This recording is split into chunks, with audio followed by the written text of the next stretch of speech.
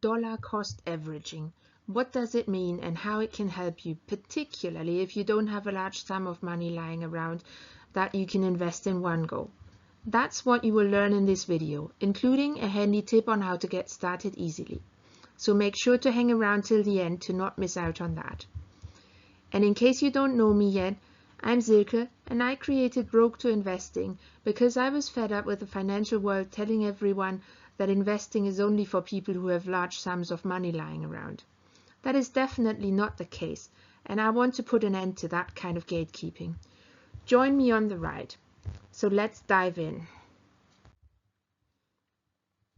So let's start with a person that the financial market regards as their typical customer, someone who has a larger sum of money lying around and decides to invest it all. So year one, person A invests a larger sum of money, in this example $10,000 as one lump sum.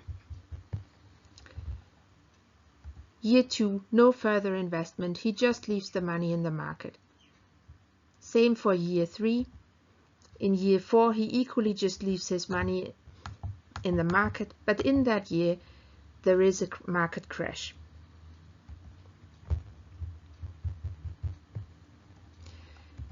Year 5 to 10, he still just leaves his money in the market and doesn't invest any further.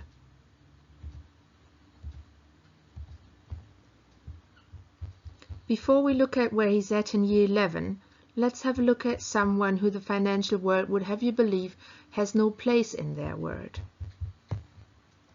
Person B.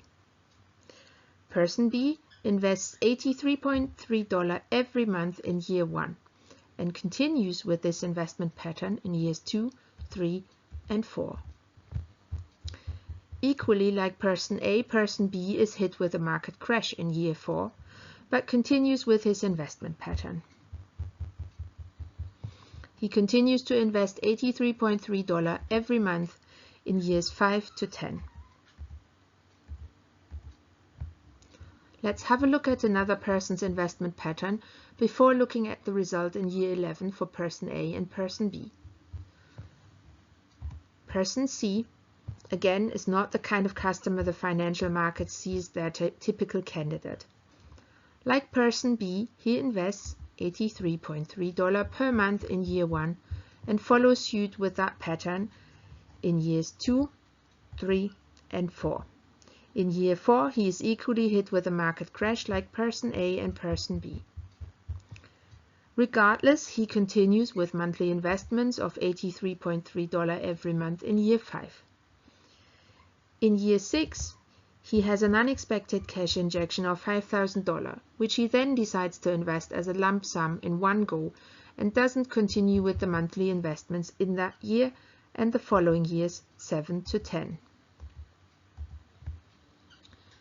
So if we add all of this up, each one of these three people has invested exactly $10,000 in total for 10 years. Let's have a look at their results. Person A ends up with $11,031 in year 11.